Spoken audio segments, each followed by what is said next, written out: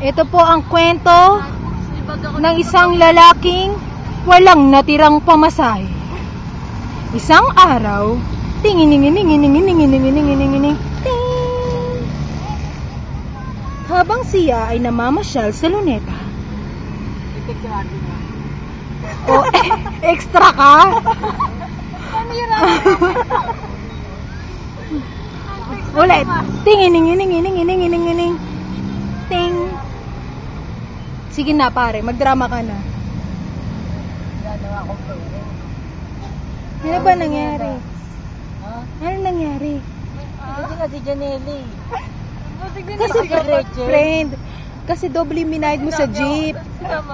Sabi ko sa'yo, isa lang ibabayad mo, hindi doble. Kasama ko kasi si Janelle. So in short, doble ka. May sasabi siya.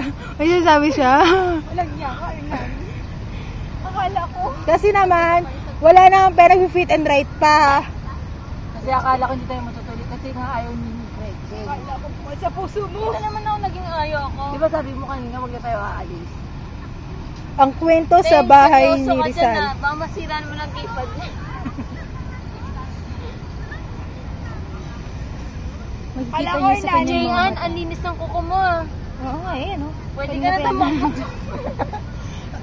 Ang kalungkutan. Nakikita niyo ba yung mga black kids? Lucky.